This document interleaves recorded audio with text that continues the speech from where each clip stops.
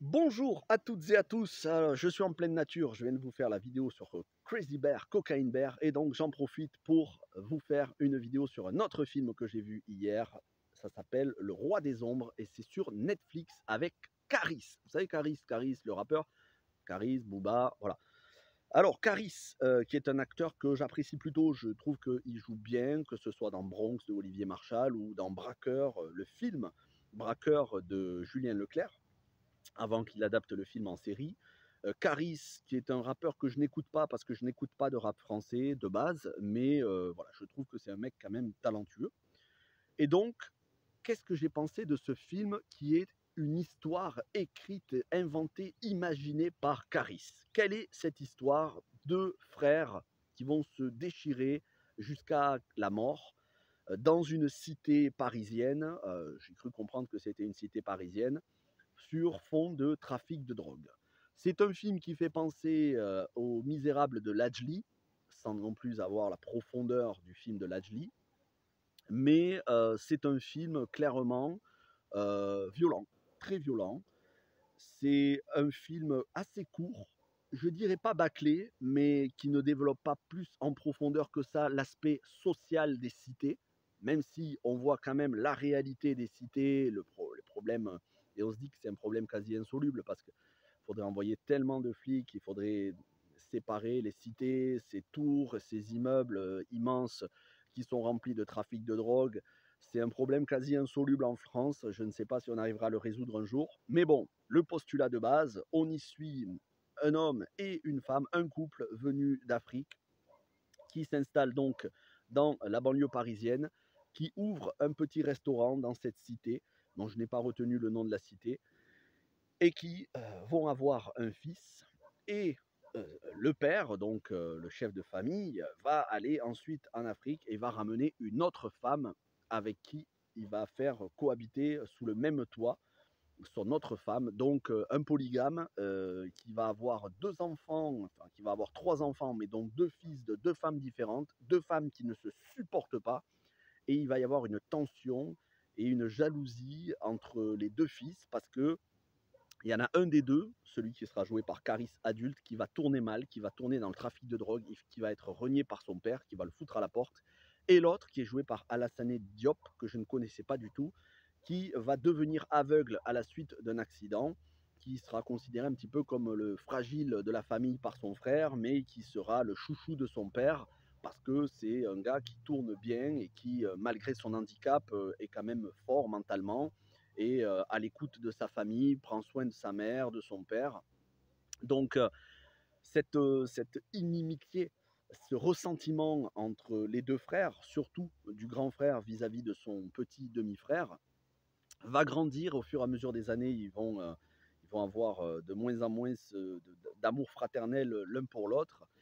Et quand le trafic de drogue va s'intensifier et que donc le grand frère joué par Caris, le grand frère qui s'appelle Ibrahim, le petit c'est Adama, quand Ibrahim va vouloir prendre la tête du trafic de drogue de la cité, il va être confronté à un autre gang de trafiquants dont le chef de l'autre gang est joué par Samuel Jouy qui jouait dans la série Braqueur avec Sami Bouajila dont je vous ai fait la critique des 2 saisons sur la chaîne.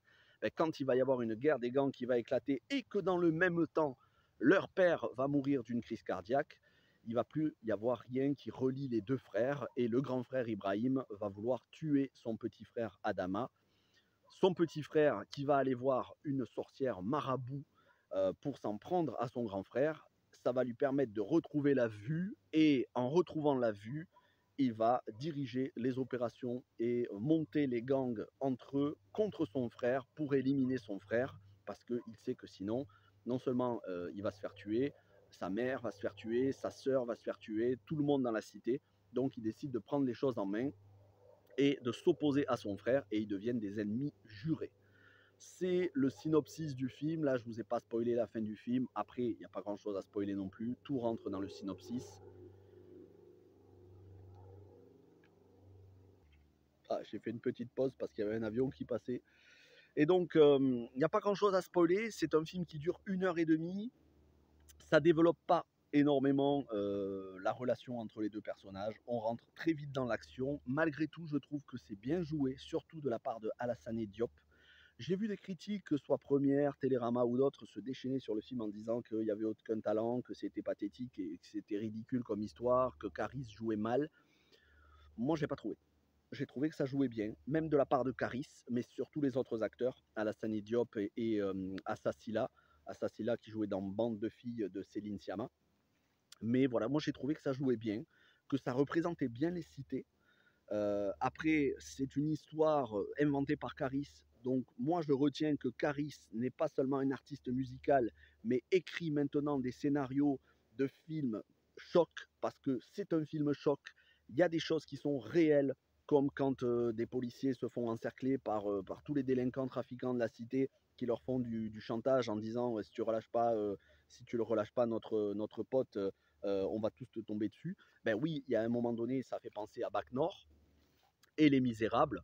Après, quand je vous dis que ça fait penser, il y a certaines scènes qui font penser à Bac Nord et Les Misérables. C'est pas non plus tout le film et c'est pas non plus un film social pour dénoncer l'inaction des politiques dans les cités. C'est clairement une histoire fratricide. Mais j'ai trouvé que c'était intéressant et que ça mettait en avant le talent de Caris à l'écriture. C'est pas lui qui écrit le scénario ou qui réalise le film, c'est Marc Fouchard, que je ne connais pas du tout. Mais c'est quand même une idée de Caris. C'est lui qui a écrit l'histoire, même si c'est pas lui qui l'adapte en scénario. C'est lui qui écrit l'histoire et c'est lui qui compose le morceau, la chanson de fin du film, Roi des Ombres, qui accompagne le générique de fin. Franchement, j'ai pas grand chose à redire sur ce film, hein. C'est pas un film qui pète plus haut que son derrière, comme on dit. C'est pas un film qui a la prétention d'analyser la société française, les cités ou quoi que ce soit de ce genre. C'est un film d'action, un polar, violent.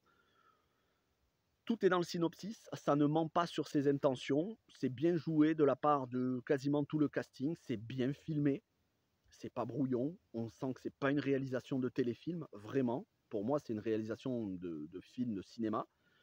Ça sort sur Netflix parce qu'aujourd'hui, la plupart des films sortent sur Netflix et qu'il n'y a pas assez de place en salle pour tout sortir, sinon ça ferait pas énormément de vues. Mais je vous recommande le film, bien sûr. Que vous soyez fan de Caris ou pas, que vous aimez ce genre de film ou pas, si vous aimez les polars, ça peut faire penser à du Olivier Marchal, en un petit peu moins bien quand même, mais oui, ça peut faire penser à du Olivier Marchal. C'est juste dommage que le film dure 1h30. On sent que la fin est un petit peu... Ça aurait mérité un peu plus de développement sur la fin. Voilà, si j'avais vraiment une chose à reprocher à ce film, c'est de bâcler la fin, de pas développer un petit peu plus. C'est sûr que si le film avait fait 1h45, ça aurait été mieux. Mais bon, je vais pas me plaindre. 1h30, j'ai pas vu le temps passer du tout. Ça, c'est un gros point positif. Et que ce soit la composition musicale ou la chanson de fin, c'était très bien. Donc, je vous encourage à regarder. C'est sorti le 17 mars sur Netflix. Ça s'appelle Roi des Ombres, sur une idée de Caris, avec Caris. N'hésitez pas à me dire ce que vous avez pensé du film, même si vous ne l'avez pas apprécié, hein, après toujours avec respect bien évidemment. Et un petit pouce bleu, un commentaire pour faire remonter la vidéo dans les algorithmes de YouTube, éventuellement un partage, ça aide concrètement la chaîne. Moi, je vous retrouve demain pour The Mandalorian épisode 3 et demain soir pour un live avec Mr. Fred. On va se régaler. Soyez au rendez-vous, soyez nombreux. Merci à toutes et à tous, passez une bonne journée, portez-vous bien et ciao tout le monde.